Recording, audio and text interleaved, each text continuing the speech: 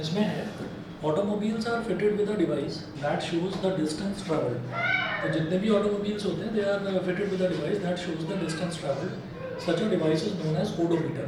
तो जितने भी ऑटोमोबाइल्स हैं, चाहे वो स्कूटर हो, कोई बाइक हो या कोई कार हो, तो उसमें सब में एक डिवाइस लगी रहती है, गोल सा मीटर लगा रहता है, उसको ओडोमीटर बोलते हैं। तो उसमें क्या आता है कि उसमें ना ये पता चलता रहता है कि कोई भी कार या कोई भी स्कूटर कितना चला है, ठीक है, डिस्टेंस ट्रैवल पता चलता है उसमें। A car is driven from Bhubaneswar to New Delhi. तो भुवनेश्वर से एक कार को लेकर आए और न्यू दिल्ली तक लेकर आए।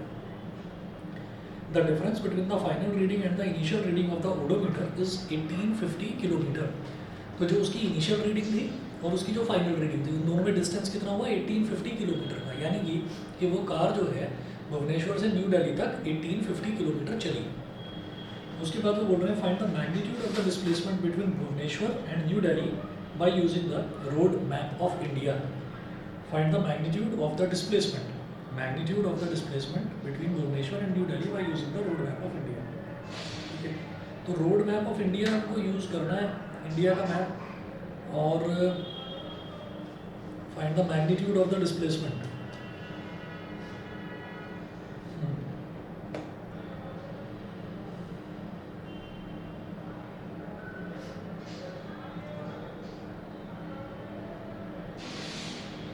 मैग्नीट्यूड ऑफ द डिस्प्लेसमेंट कैसे निकालेंगे कि हमने इंडिया का रोड मैप ले लिया।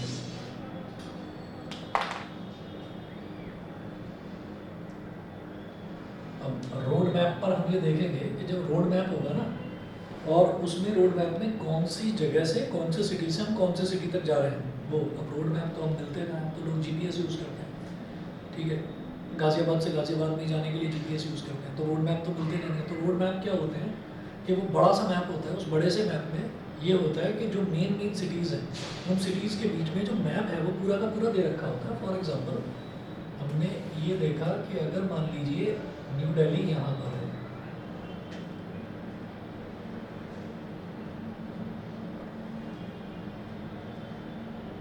ठीक है, और हमने कहा कि भुवनेश्वर जो है वो यहाँ पर है, तो रोड मैप कुछ इस तरीके से दे रखा होगा, ऐसे होगा, फिर ऐसे कहीं पर रोड जाएगी, फिर इस तरीके से आएगी, फिर ऐसे जाएगी, फिर ऐसे होती हुई ऐसे जाते हुए और फिर ऐसे न्यू दिल्ली तक पहुँच जाएगी, ठीक है। अब वो टोटल जो डिस्टेंस है वो 1850 किलोमीटर दे रखा है, ठीक है। तो अब आप यहाँ पर देखेंगे, यहाँ पर ये रोड मैप दे रखा है, तो अब आप क्या करेंगे कि आप यहाँ से लेकर और यहाँ तक एक स्ट्रेट लाइन ड्रॉ करेंगे, और स्ट्रेट लाइन ड्रॉ करके उस लाइन की लेंथ निकाल लेंगे, ठीक है ना, उस लाइन की आप लेंथ निकाल लेंगे। तो जब लेंथ निकलेगी तो आप ये कहेंगे कि भाई यही इसका डिस्प्लेसमेंट है। अब वो किस तरीके से निकाला जाता है, वो किलोमीटर में कैसे निकाला जाएगा, यहाँ से यहाँ तक अगर मैं मैप में निकालूंगा तो मैप कितना बड़ा होगा, ज़्यादा से ज़्यादा होगा 1 मीटर का लेंथ, 1 मीटर का ब्रेथ, ज़्यादा से ज़्यादा इतना होगा, उससे बड़ा तो होगा नहीं मैप। बड़ा भी मैप अगर मैं ले लूँ तो भी, तो हम ये कहेंगे उसमें किलोमीटर्स में कैसे निकालें। तो इसमें ना ये जो एक्टिविटी है, ये एक्टिविटी रोड मैप पर यूज़ करी जाती है। उस एक्टिविटी के लिए क्या करते हैं कि जैसे हमको मैप दे रखा है, उस मैप में हमें ये करना होता है कि एक पतला सा 2 तो नीडल लेते हैं, तो एक नीडल को यहाँ फिक्स कर देते हैं भुवनेश्वर पर, और एक नीडल को न्यू दिल्ली पर फिक्स कर देते हैं। और फिर क्या करते हैं कि न्यू दिल्ली से एक थ्रेड लेते हैं, न्यू दिल्ली से थ्रेड को, जो ये इसका रूट है, इस रूट के ऊपर ऊपर ऊपर ऊपर ऐसे ऐसे ऐसे ऐसे घुमाते हुए उसको थ्रेड को रखते चले जाते हैं, ठीक है। थ्रेड क्योंकि फ्लेक्सिबल होता है, पतला होता है, तो थ्रेड को इस रूट पर हम रखते हुए चले जाते हैं, भुवनेश्वर तक पहुंच जाता है, ठीक है। अब ये पहुंच गए यहाँ तक पहुंच गए, तो हम ये देखेंगे कि थ्रेड की लेंथ कितनी है। मान लीजिए कि थ्रेड की लेंथ आ गई 185 सेंटीमीटर, ठीक है, और एक्चुअल में जो डिस्टेंस लिखा हुआ है भुवनेश्वर और न्यू दिल्ली के बीच में वो कितना है, 1850 किलोमीटर। तो हम ये कहेंगे 185 सेंटीमीटर जो है वो 1850 किलोमीटर को रिप्रेजेंट कर रहा है। समझ गए भाई, मैप जो होता है, मैप में आप पूरा किलोमीटर थोड़ी बना देंगे, मैप में तो आप सेंटीमीटर में करते हैं, सेंटीमीटर में लेंथ वगैरह लेते हैं मैप में, तो वही तो उसका स्केल होता है। तो हम ये कहेंगे कि यहाँ पर 1 सेंटीमीटर इज इक्वल टू 1850 और 185 किलोमीटर, यानी कि 1 सेंटीमीटर जो है वो 10 किलोमीटर के इक्वल हो गया। यहाँ तक मेरी बात क्लियर है आपको, ठीक है। फिर उसके बाद क्या करेंगे हमने, अब हमने क्या करा कि हमारे पास स्केल पता चल गया, जो एक्चुअल डिस्टेंस है दिल्ली और भुवनेश्वर के बीच का जो एक्चुअल डिस्टेंस है वो 1850 किलोमीटर है। लेकिन जो मैप है उस मैप पर मेरे को स्केल पता चल गया कि 1 सेंटीमीटर की अगर लेंथ है तो वो 10 किलोमीटर के इक्वल है। हमने क्या करा कि न्यू दिल्ली और भुवनेश्वर के बीच में एल से एक स्ट्रेट लाइन खींच ली और उस स्ट्रेट लाइन की लेंथ देख ली कि उस स्ट्रेट लाइन की लेंथ कितनी है। तो जब उस स्ट्रेट लाइन की लेंथ हमने देखी तो दैट लेंथ इज 120 सेंटीमीटर। तो 120 सेंटीमीटर निकल कर आई। 120 सेंटीमीटर का मतलब क्या है कि सिंप्लिसिटी के लिए 100 सेंटीमीटर में 100 सेंटीमीटर निकल के आएगी। तो जब वो 100 सेंटीमीटर निकल के आई तो ये कितना हो गया डिस्प्लेसमेंट।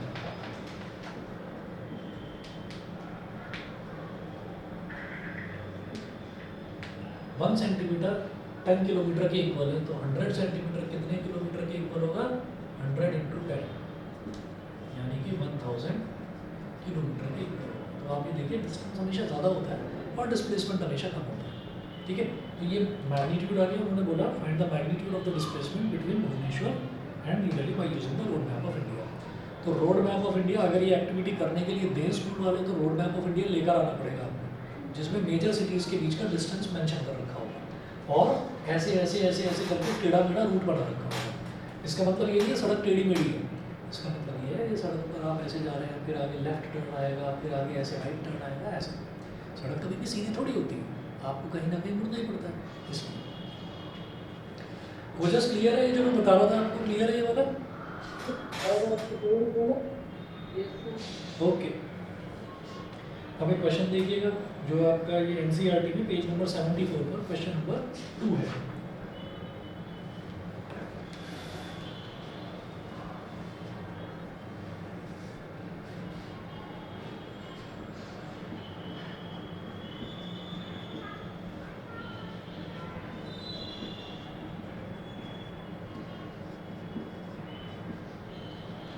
क्वेश्चन नंबर 2 मैं इसको लिख रहा हूँ पहले। A farmer moves along the boundary of a square field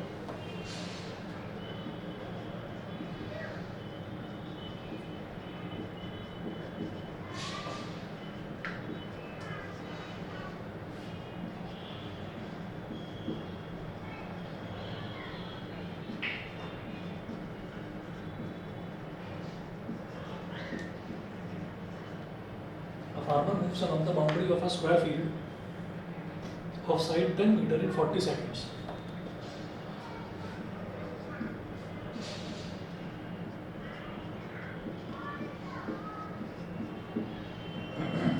meter in 40 seconds. Full stop. What will be the magnitude of displacement of the farmer?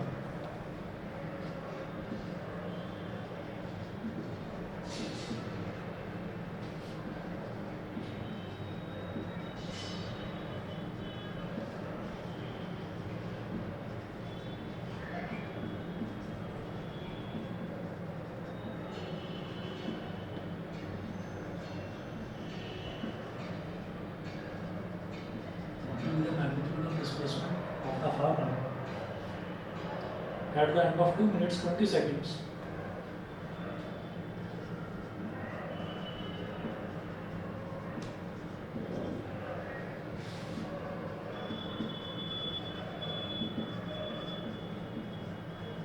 At the end of 2 minutes 20 seconds from his initial position.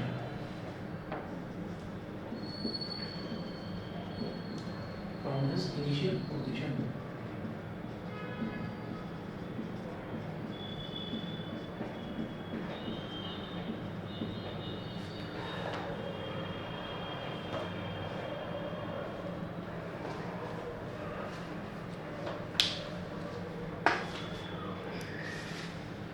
A farmer moves along the boundary of a square field of side 10 meter.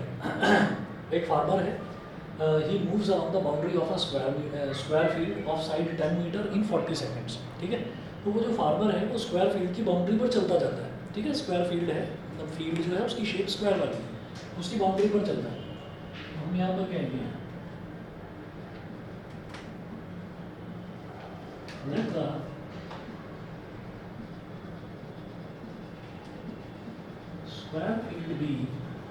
let the square field be ABCD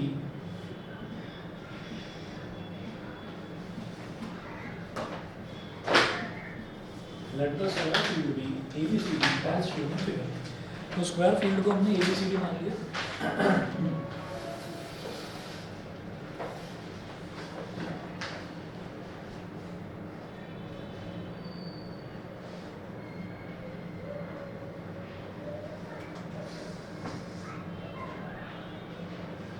Let the square field be ABCD as shown in figure। उसकी side कितनी बोल रहे हैं वो 10 metre. तो ये वाली side जो है ये भी 10 मीटर है, ये भी 10 मीटर है, ये भी 10 मीटर है और ये भी 10 मीटर है।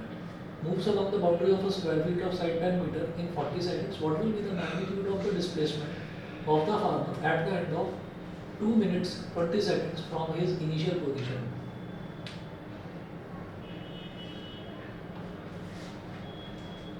तो 40 सेकंड में वो उसकी पूरी बाउंड्री कवर कर लेता है। पहली चीज तो ये उन्होंने बोली। यहाँ पर हम ये करेंगे farmer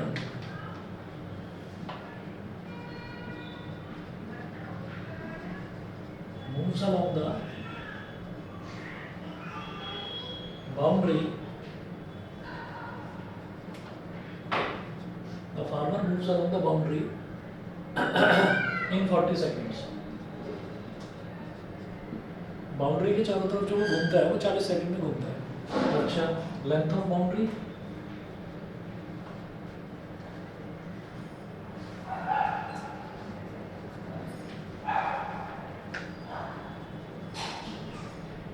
AB plus BC plus CD plus DA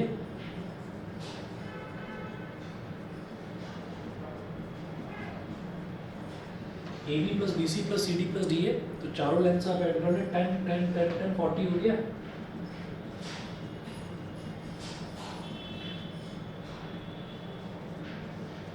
तो 40 मीटर हो गया।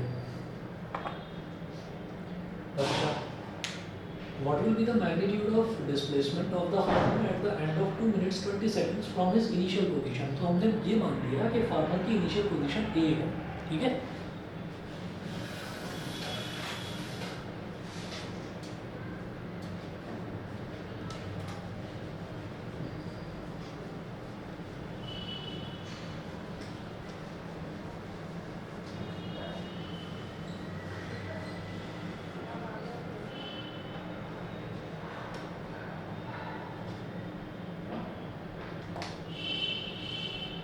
Let the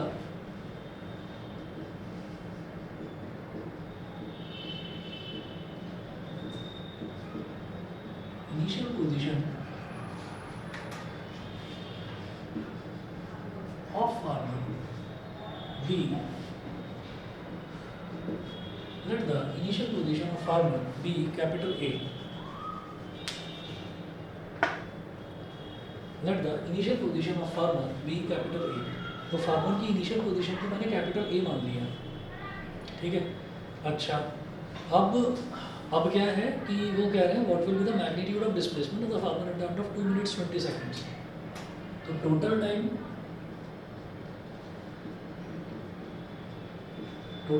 taken is equal to 2 minutes। Minutes को शॉर्ट में MIN लिख दिया 20 seconds। 2 minutes का मतलब क्या है, 1 मिनट में 60 सेकंड्स होते हैं। तो 2 minutes में 120 हो जाएगा 2 into 60। तो ये तो 2 मिनट के सेकंड्स हो गए और 20 सेकंड्स और दे रखे हैं।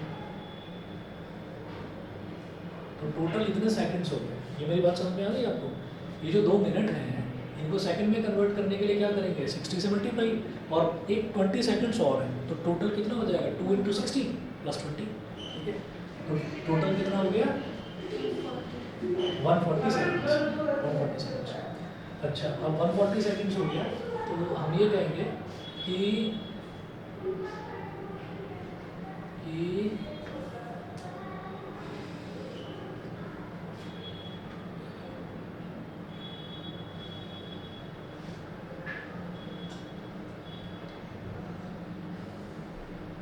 फॉर मूविंग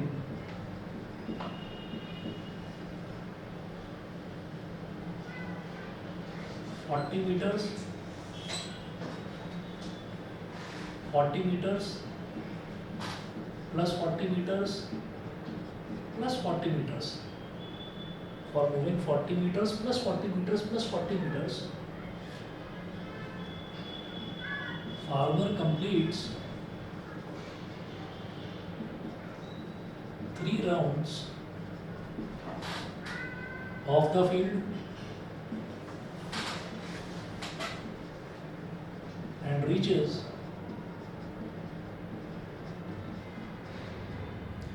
जस्ट बस 1 मिनट वेट करना, इधर लाइट गई है।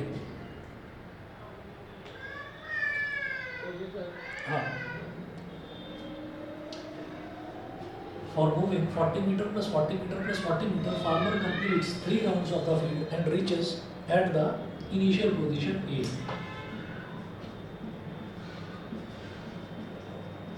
And reaches at the initial position A. ठीक है, तो अब आप ये देखिएगा, ये बिल्कुल ना, ये थोड़ा सा ऐसे ही कॉमन सेंस से आप समझिए इस क्वेश्चन को कि वो कितना चल रहा है, वो 140 सेकंड चल रहा है।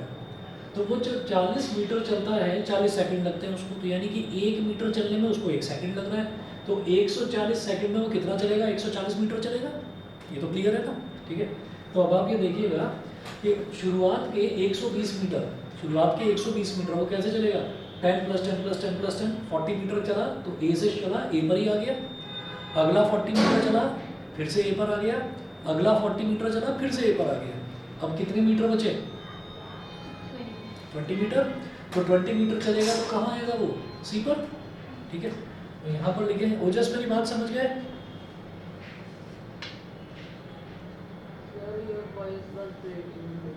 मैं दोबारा बोलता हूँ,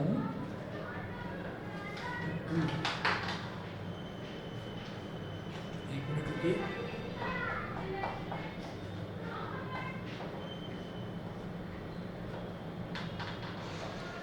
मैं ये कह रहा हूँ कि वो 40 मीटर चल रहा है, वो जो